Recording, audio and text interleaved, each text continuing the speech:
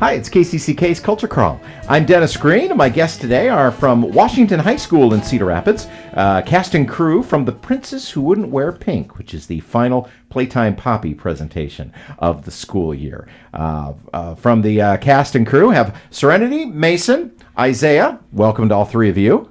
Hello. Hi. And Mr. Logeman, who is directing and in charge of the tech for this. Yes? That's correct. So before we talk about the play itself, this is a very large cast that you have to deal with, cast and crew. Yeah, I think it's a great problem to have. I mean, we have a lot of passionate students in our school and the fine arts program. So it's got to be 30 to 40 students in the cast, and then another 30 formally on tech crew with classes also helping out. So in our productions these days at Wash, we're hitting anywhere from 60 to up to 100 plus students involved. Oh, that's great. Yeah. So now I'm going to ask the three of you what your role is in the show. Also tell me kind of your theater and performance background, whether you've been doing this a lot through school or if it's kind of new. So Serenity, we'll start with you. I am stage manager. I've been doing this for the past 3 years that I've been at Wash. I'm a junior. I don't know what number of show this is, but I've been in just about all of them since I've been at Wash.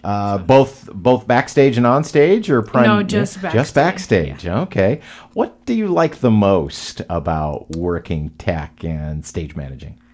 I like the organizational aspect of it. I like being able to organize everything and just, put it together under ways that I like to do it. Okay. Mason? I'm a senior at Wash, and I've been a part of every Playtime Poppy show for the past 4 years, but I also did some when I was in middle school too. Oh, neat. And then performing-wise, I've done multiple performances, and also I'm a part of the speech team at our school too, and I do performances through there. And the speech team did very, very well this year. You all had sent several to Allstate. Yeah. Every year we have many people Allstate. It's just so much fun. What's your part in this play? This play, I'm the queen. Oh, the queen. Is the queen a good queen or an evil queen? No, she's a pretty good queen. Okay. Yeah. All right. What's your favorite thing about performing for a younger audience like you do with Playtime Poppy? It's just a lot more energy, and it's so much fun. I just love being around little kids. They're so funny, and I just love interacting with them and kind of helping with this fantasy make-believe world. Yeah. And Isaiah, what's your part in the show? I am the prince. The love interest. Yes, that's me. And what's been your theater and artistic experience at Wash? I've been doing the musical and Playtime Poppy for the past years, and I started the fall play as well this year. But I've mainly just been doing those things as well, really. And speech also. And speech. What are your events in speech? I did Reader's Theater and musical theater. Musical theater. Reader's Theater is the one that won the banner. Yes. So, yeah. Oh, It's like a state championship. Yeah. So Yes. they did a pretty good job this year. Roughly analogous to a state championship, yeah. Mason, we've designated you as the person who is going to give us the plot summary of The Princess Who Wouldn't Wear Pink. Yeah, so Princess Rose, she's not your typical princess. She doesn't like dancing, balls. She doesn't like I already said dancing, but wearing pink, none of the girly stuff. And she gets invited to go to this ball to go surprise her father. And she goes, and she gets to interact with all these friends along the way to help them out with their problems. And then throughout the whole play, she just learns how it's good to help others and make friends and have fun. So would you say, when she comes into this, she obviously does not care for the trappings of being a princess, but her journey along the way, I'm guessing she learns, maybe I don't have to wear pink, but there are some things about being a princess that are good? Yeah. Okay. I know that this play is written by our very own Joe Link, who is the theater director over at Jefferson. It's been performed a few times. Mr. Logeman, obviously, it's a tight-knit group of theater directors among the high schools and different schools in the community. It's got to be nice having that resource of having the playwright just across town. Absolutely. And their costume resources and ideas from how they stage things.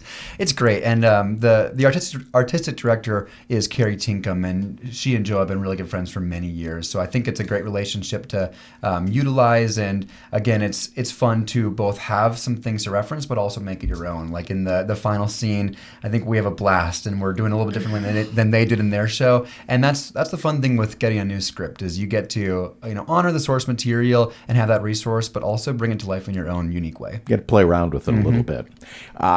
Do any of you remember watching a Playtime Poppy show when you were like in elementary or middle school? Isaiah, I see a nod from you. Yeah, I'm trying to think. I know at one point I watched like The Lion King, but I don't know if it was watched. But I think I watched Lion King, and then I watched what's it called? It's like the purple crayon one. It's Harold and the Purple Yeah, Crayon. Harold and the Purple Crayon. That's what I watched. I watched that one too. Okay, Mason, you knew the title of that. So Because I've heard a lot of people talk about it. I didn't go to a Cedar Rapids school, but I lived in the area, so my dad used to take me. I remember specifically seeing, it was Snow White and the Seven Dudes, and then it was The Princess and the Pea. I think that one was my favorite, but my dad took me to a whole bunch of them. Did you imagine at that time that one day you'd get to do that very thing for Not at kids? all. Not at all. So you didn't think, when you were small that you'd like do plays and stuff like that? No. It didn't come into like middle school, like where I really started expressing myself through like performing. Now, I know it's hard to pick a particular time. We've mentioned a few things that are about the show, but I'm going to ask you to tell me what your favorite moment is in it right now. And of course, that might change between now and when the show goes up. But Serenity, you get to see all of this as it comes together. What are you particularly excited for the kids to see? I'd say I'm excited for the kids to see. I'd say the spider. I feel like the spider will be a very entertaining scene. Not spiders. My favorite part would probably have to be like the dance part at the end, like where it turns into like a big dance thing, like with everybody in the audience. My part is like, so after the dance, they all like come together and like try to like impress me, and, like look cool and all this stuff. Like all I just think it's like pretty cool. 'Cause I just walk by and I just like look disgusted and all that. It's like a really funny part in my opinion. All right, so a huge ego boost for Isaiah, definitely. Everybody trying to impress him. You mentioned that there's a lot of chance for audience participation in this. So tell me a little bit about how that's planned out. I say we have more interactive scenes, so like the spider scene like I was talking about. There's a spider that comes onto the stage, and the princess is unaware of the spider being there, so the kids will be like, oh, there's a spider behind you, but then the spider disappears. Yeah, and then she comes back, and then there's the rest of the show, and just keeps on going. Oh, okay, kind of a running gag. Yeah. Yeah, she gets help from the audience, like when she interacts with all these different people that she runs across, like along the way. And like there's times like where she's building the web for the spider, or they're sorting jewels, or they have to build the carriage that fell apart. There's like other things that they all get to interact with. Yeah, I believe. Are they still doing activity books like the? Oh yeah. Yeah, so like the kids will have an activity book to follow along with in the story, and it like tells them like how to help with the different activities that they can be involved with, which I think is also really cool, an interactive way to do that as well. So different things that they could do, not only roles, but different things that they could do in a production. Yeah. Oh, neat. Yeah. Yeah, I think one thing that's really cool with Playtime Poppy is bringing down the mystique, or maybe sometimes protective spirit of theater. Like we bring the lights on, we bring them into it, and that's what kids want. They want to be their energetic selves, and we don't want to be the theater saying, okay, stay in your seat and sit quietly and don't walk out until the show ends. Right. We get to let them have fun. And so one of the cool things with the show is it's kind of a journey through your favorite fairy tales and nursery rhymes. So like on the back of their program will be a map. So they'll have some secret insider information, and I think for the kids it'll feel fun as if they know more than the actors on stage. So we welcome their energy, we welcome their spirit, and hope that a lot come out and see it, because it's going to be a lot of fun. Playtime Poppy at Washington High School coming up this week. Tell me showtimes and days and how we get tickets. Yes, we have 5 and kind of an extra 6th. Now that 6th we open tomorrow kind of as a field trip for elementary students within our own districts. That'll be a lot of fun during the school day. And then public performances Thursday, Friday, Saturday. One show Thursday at 5 o'clock, 2 shows on Friday, 5 o'clock and a 7 o'clock, and then 2 on Saturday, an 11 a.m. and a 2 p.m. So I think that's a great time on Saturday, especially those matinees can be good for families. We even have 2 performances that have sign language interpreters, and I'm forgetting the precise ones. I could check, but I believe one on Friday and one on Saturday. So if people need that, check out our social media posts to find those times. Yeah, so you can find Washington High School Theater on social media, and I know also Playtime Poppy itself has a website, playtimepoppy.org, which will have ticket information and things as well. Well, this is a fun show. It sounds like you all are having a great time with it. So break a leg, and thanks for being with me today.